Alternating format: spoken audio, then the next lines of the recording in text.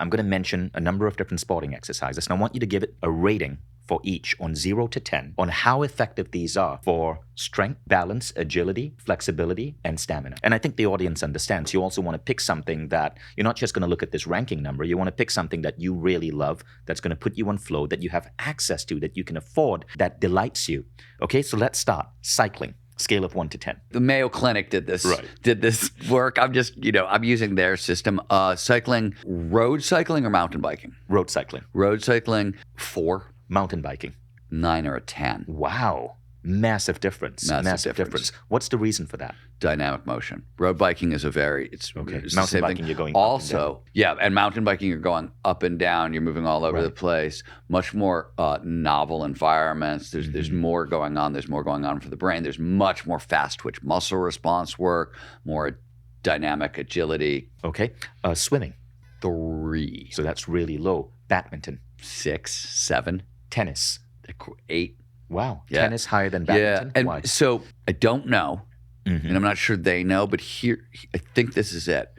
Tennis tends to come with clubs, more social. There's more social around the tennis than I think around badminton. Badminton is a little social, but I think tennis, there's like these huge, big social structures. Skiing also, and snowboarding, when you look at like the action sports, that'll give you like a social 10. Structures, right? There's whole social structures around them. There are rituals around. I mean, horseback riding is probably really high as well, and there's big sort of social structures around that as well. So let's continue. Horseback riding.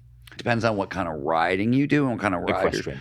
No, but like, are you aggressive? Are you trotting? Are you walking and trotting? The more vigorous, the better is sort of the point I'm making on that one. You could be sort of trail riding versus Just inside. Give me a so number.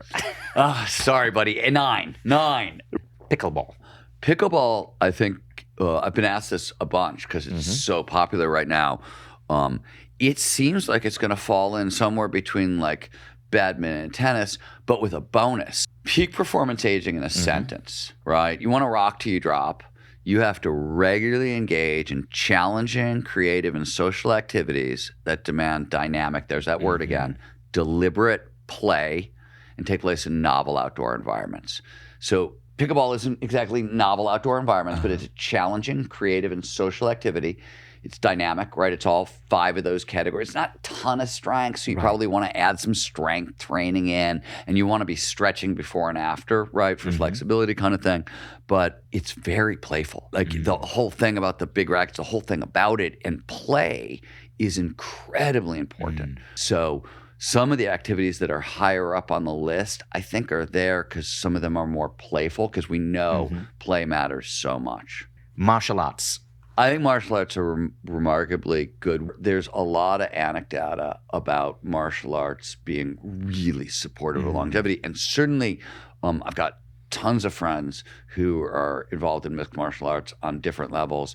And you see, amazing martial artists in their 70s, in their 80s, like folks you would never, ever, ever want to go anywhere near a ring with. And they're, 30, 40 years older than you. So you see that all the time.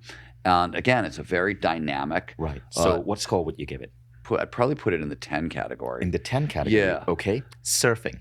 10. Surfing is a 10. 10 Skiing. without even 10. And so skiing may get its own category. And there was a Japanese team that was looking at the best sport for longevity. And he said skiing. And it's because of how it loads the legs in terms of bone density. So what's interesting is if you want to preserve bone density, you really have to put a lot of loading, and you can't do it all. It has to be like a gradual to heavy loading of the legs. So skiing actually mimics the way the legs should be loaded for preserving bone density, according to this Japanese team. I haven't seen that duplicated. So from a scientific perspective, I'd want more information, but I'm sharing it. That's incredible. It is biased sort of towards my book, so I like it that way. That's incredible. I mean, skiing from the bone density thing, there are other hacks to bone densities. Like there's other ways around it, but I found it fascinating. Okay, so let's continue. Skateboarding. Yes. The hesitancy is that, as a general rule, trouble with a lot of these, the combat sports, the action sports, you still don't want to get injured. Right. Our recovery tools, our regenerative medicine, those sorts of things are getting really good, much better. So you want to avoid injury. You do want to avoid injury. And you think skating? No, skateboarding- I think skating is a great activity, but it is a hard activity to learn. Right. So skiing has a lower injury rate than skateboarding. It's just you're falling on snow instead of concrete. So if you're going to learn to skate, those sorts of things, body armor, those sorts of be really careful with it. All these things. Some of this is about flow science, and there's a whole bunch of science that backs this up. But older adults, you want to go slow to go fast. Right. So whatever you're doing, you want to sort of see if you can start building with like an established motor pattern, something you can do all the time with not a lot of fear, no chance of it going wrong, and just build slowly on top of those things. Okay, now a couple of popular ones. Yoga. So I'm going to say something incredibly controversial, and by the way, I've done yoga for 30 years. So I think yoga is foundational for peak performance aging, and I will come out and advocate for it. But there are a lot of studies now that are looking at the benefits of yoga, and they're not finding them in comparison to a bunch of other sports, and they're finding some dangers around like the slow stretching of muscles. A healthy body has fascia that rebounds quickly, right? And if you're doing 30-second to a minute-long stretches, you're sort of stretching out the fascia.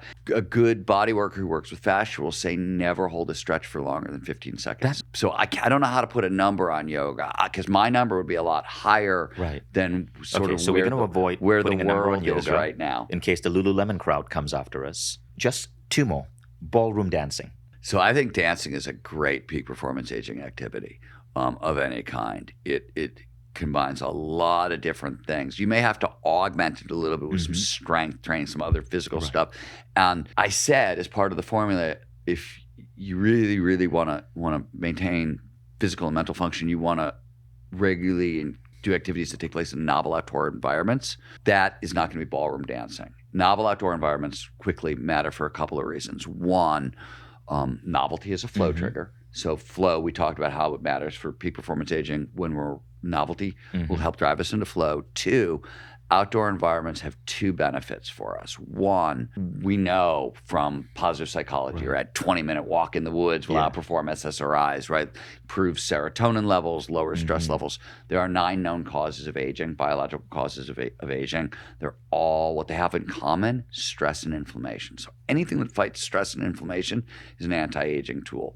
So nature really does that. So that's great. But as a bonus, you want to preserve cognitive function. You want, as I said earlier, the birth of new neurons and new neural networks, what's called synaptic plasticity. That stuff comes out of the hippocampus. Hippocampus is the part of the brain that does long-term memory, also does map making and location. So the brain is designed basically. So if you had to give a score to ballroom dancing?